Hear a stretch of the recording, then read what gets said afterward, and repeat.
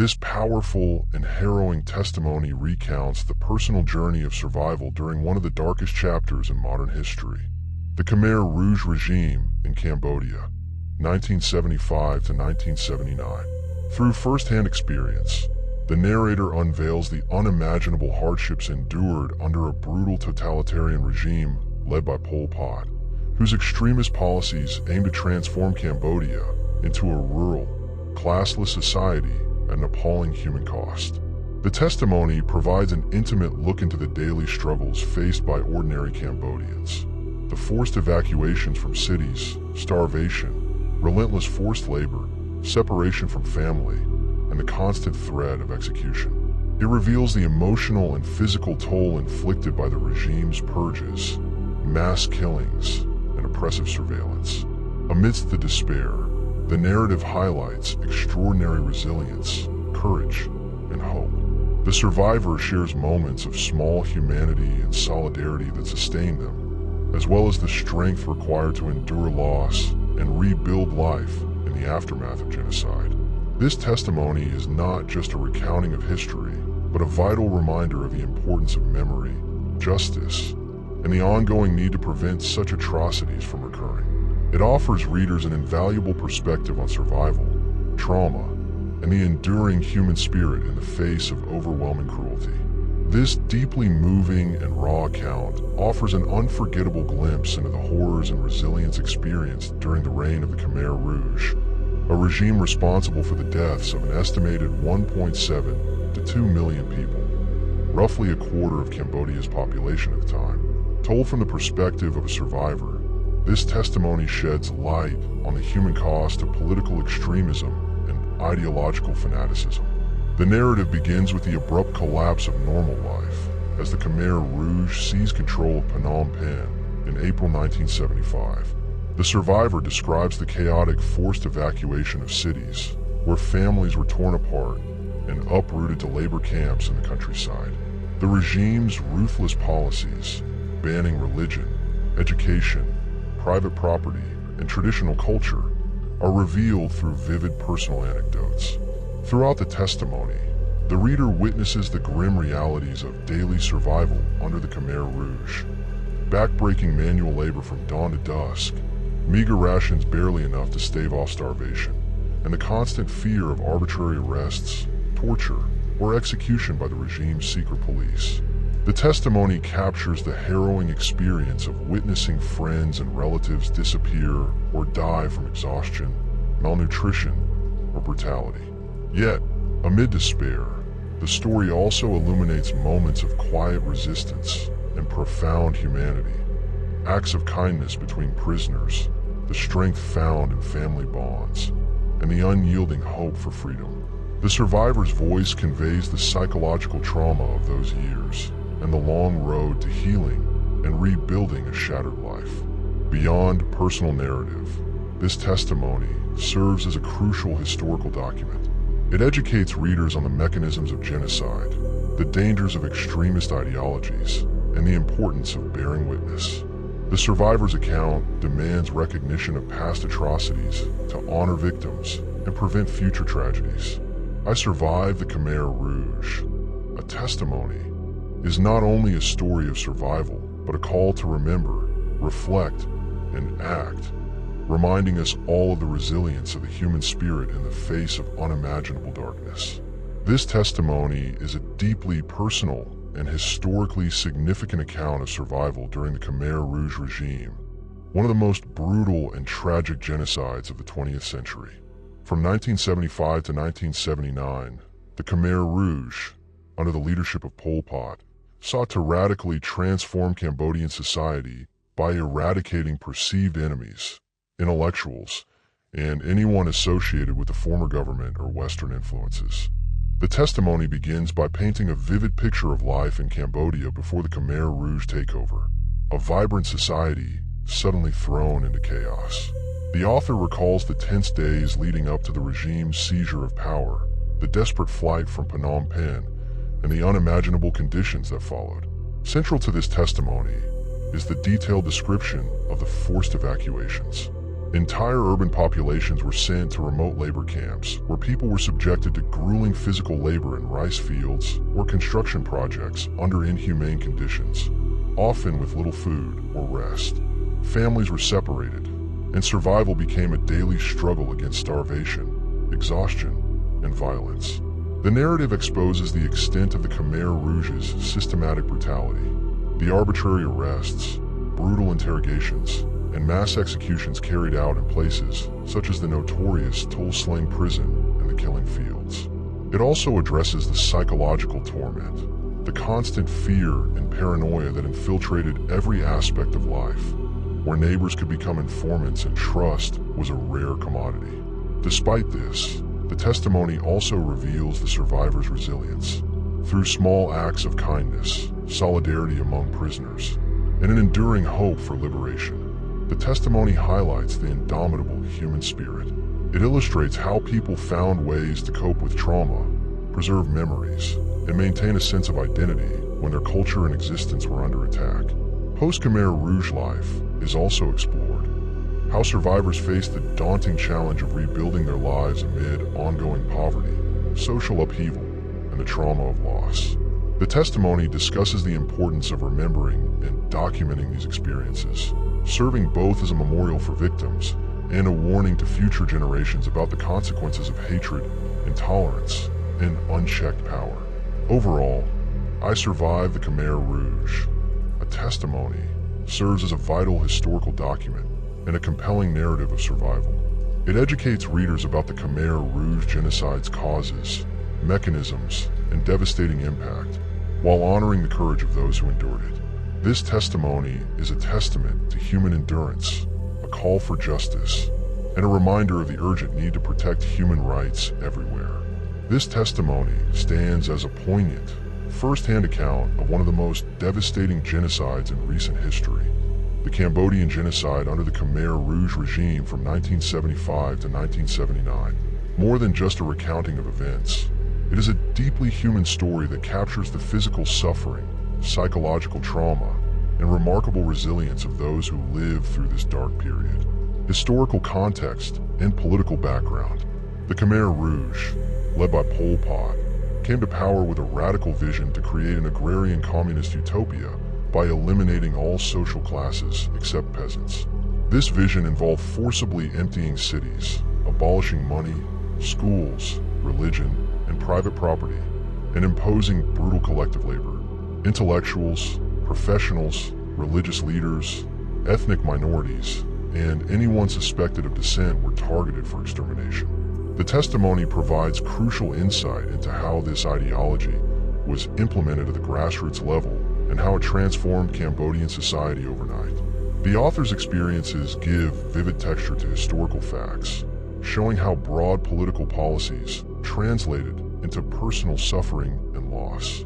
The experience of forced evacuation and labor camps. One of the most harrowing aspects detailed in this testimony is the forced evacuation of Phnom Penh and other cities.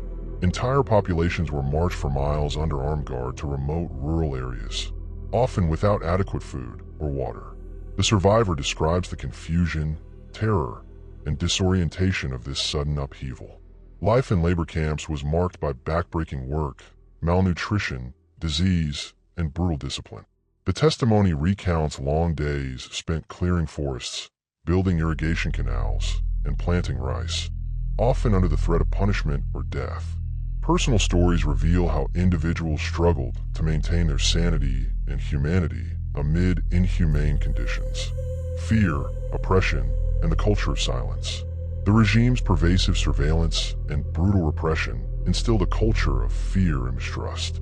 The survivor narrates how neighbors were coerced into betraying one another, how false accusations led to arbitrary arrests, and how the secret police operated with impunity. The constant threat of violence and disappearance meant that daily life was lived in silence and anxiety.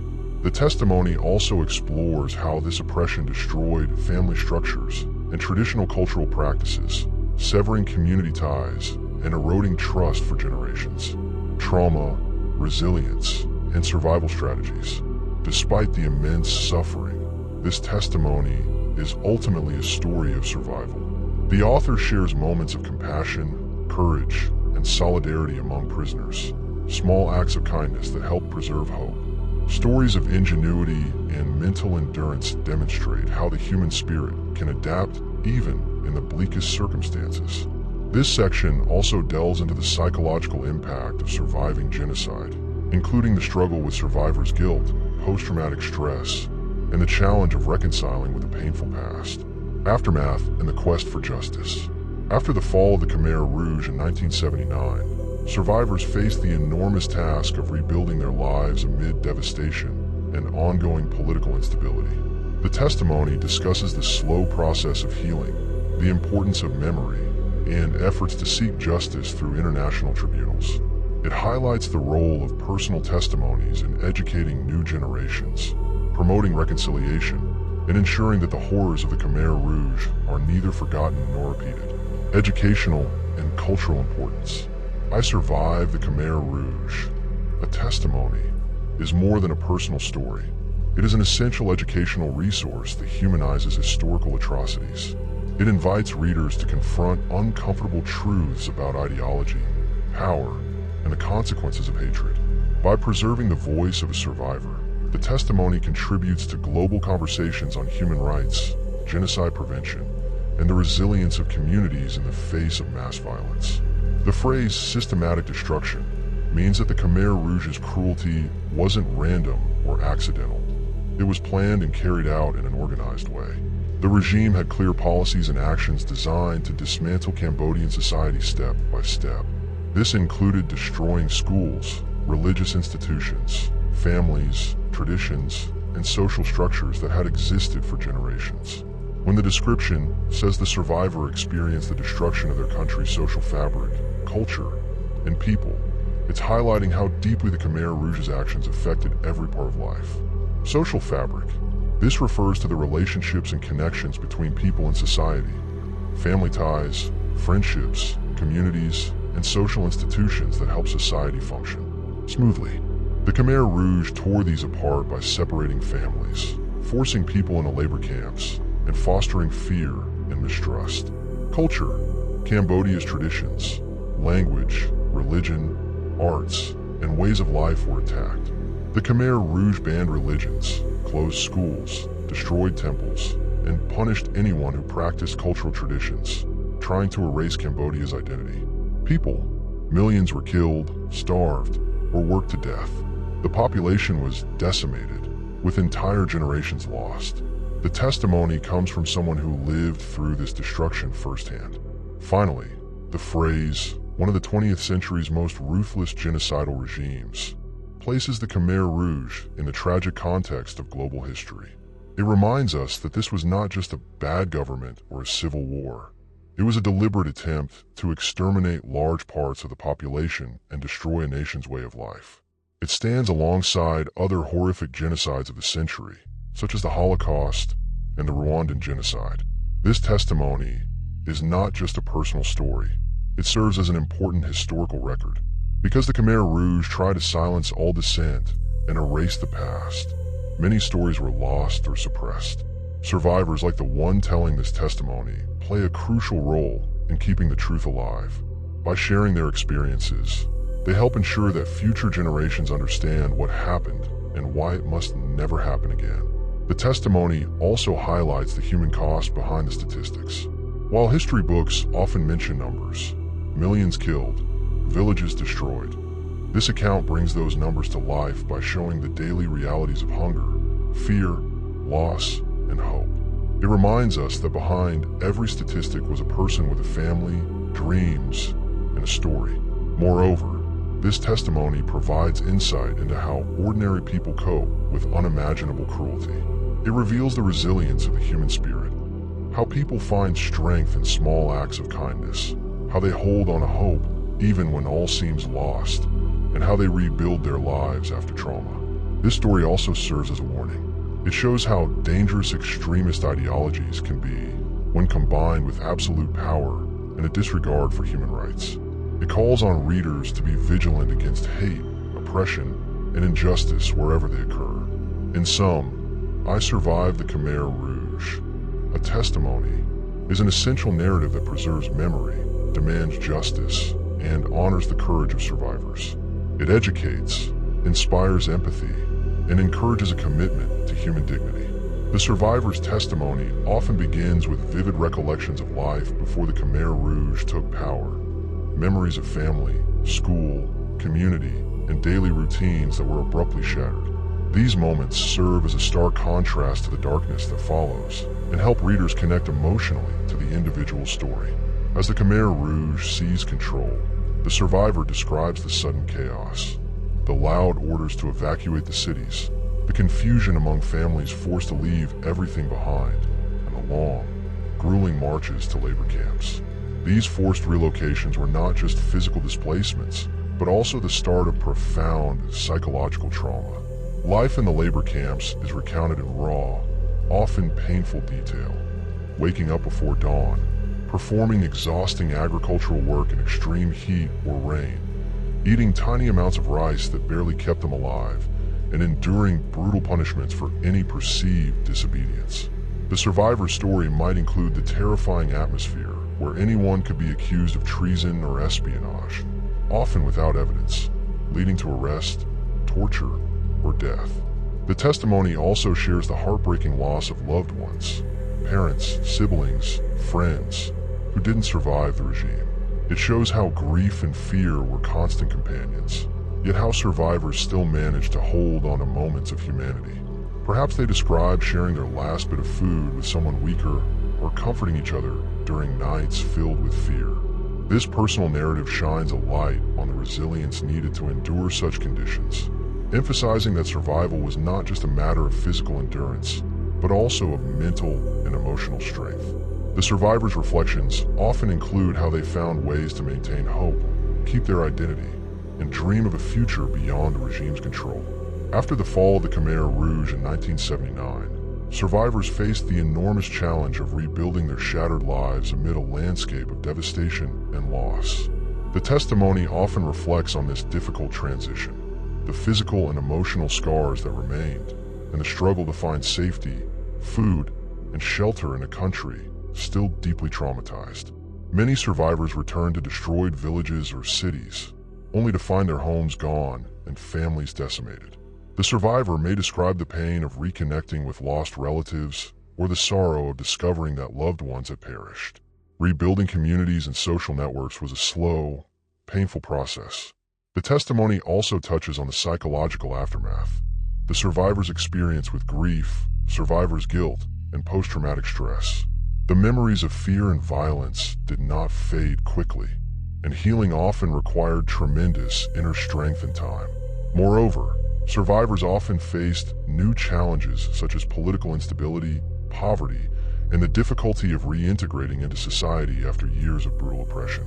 The testimony may recount efforts to access education, find employment, and rebuild a sense of normalcy despite the lingering shadows of the past. Importantly, the testimony underscores the vital role of memory and storytelling in healing injustice. By sharing their experiences publicly, survivors contribute to collective remembrance and demand accountability for the atrocities committed.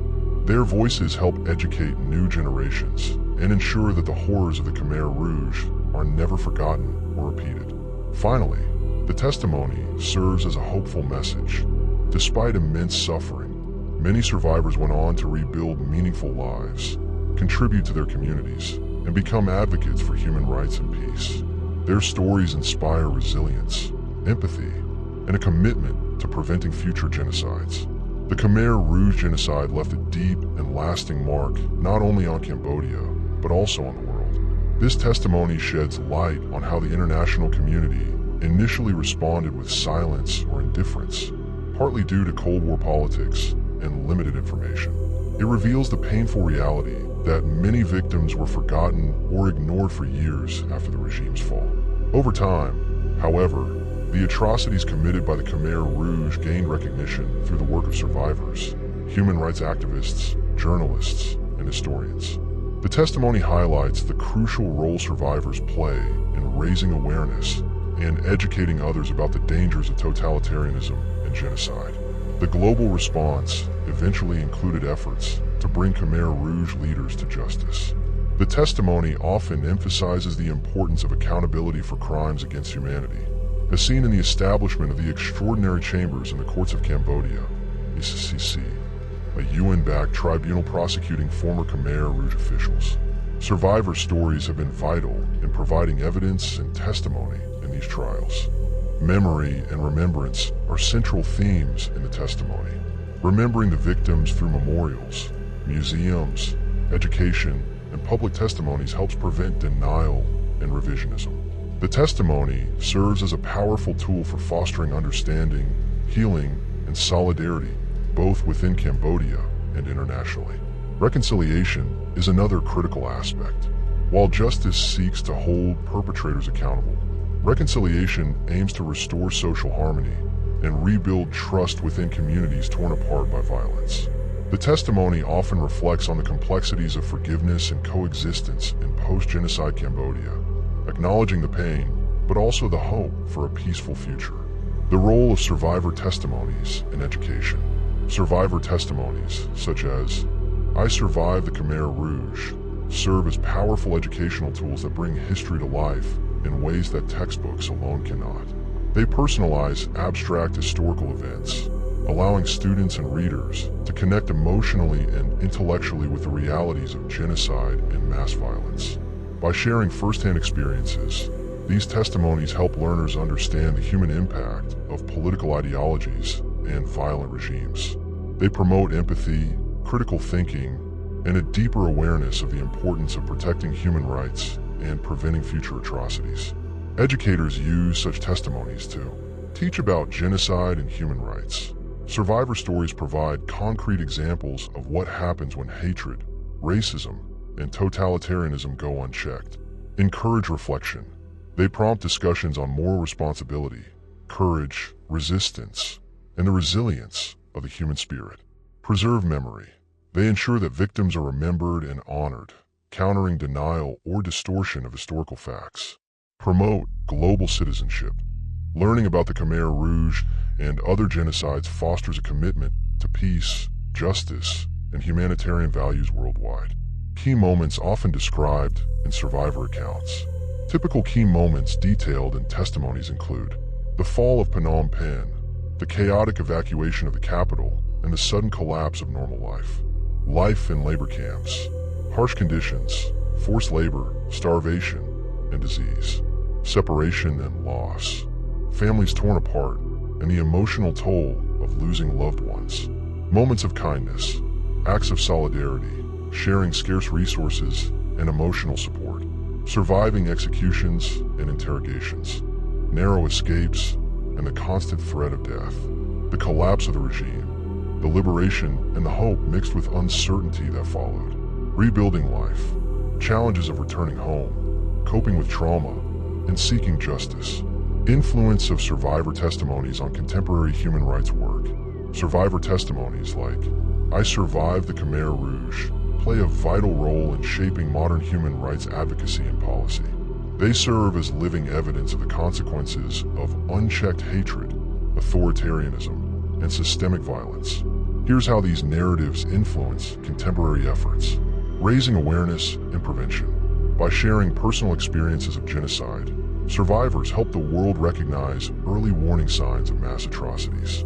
Their stories educate policymakers, activists, and the general public about the importance of timely intervention and prevention strategies. Supporting legal accountability. Survivor testimonies are often used in international courts and tribunals to prosecute perpetrators of crimes against humanity. They provide first-hand evidence that is crucial for securing justice and reinforcing the rule of law.